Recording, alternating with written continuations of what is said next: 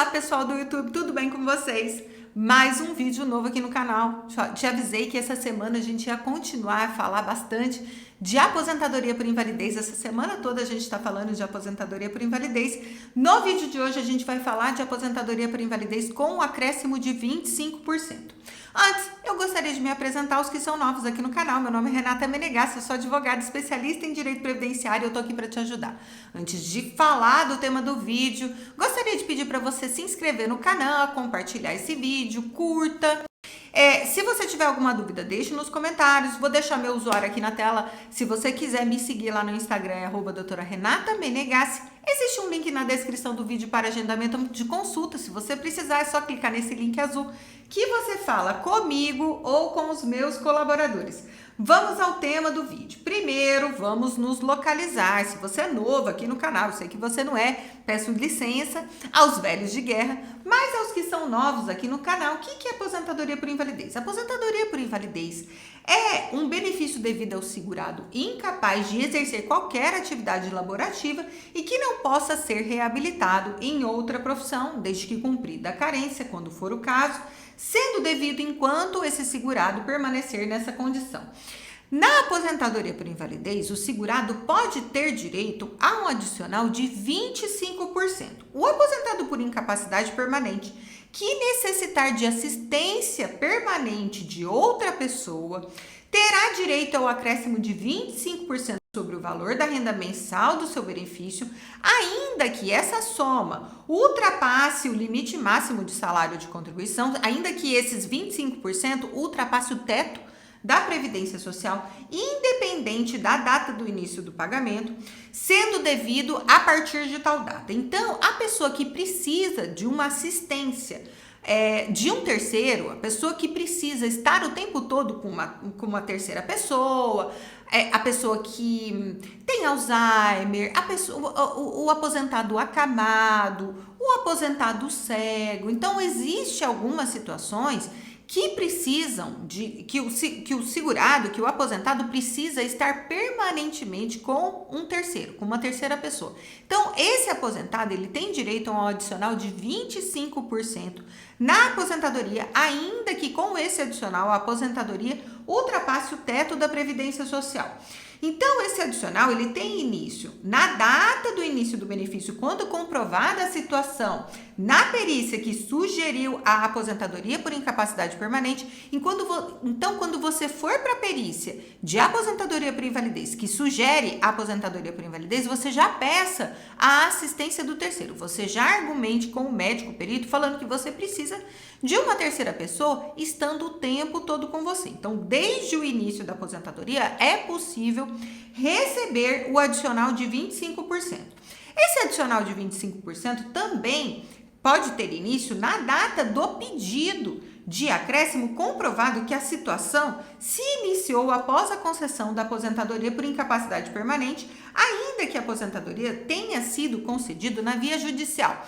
Então, por exemplo, às vezes você teve uma piora, você é aposentado, você está lá recebendo a tua aposentadoria normalmente e a tua atividade, a tua lesão, a tua doença, ela é progressiva, degenerativa, então você tem uma piora. Então, se você teve uma piora, você pode fazer o pedido de acréscimo dos 25%. Aí você vai passar por uma perícia para verificar se você tem necessidade ou não desse adicional de 25%. Não é para verificar a sua incapacidade, é para verificar a necessidade de um terceiro te acompanhando o tempo todo. Então, você vai passar por uma perícia do acréscimo de 25% e aí você vai receber a partir do seu pedido. É importante eu salientar, é importante eu te relembrar que o acréscimo de 25% ele cessa na morte do aposentado. Ele não entra, ele não é incorporado para cálculo de pensão por morte.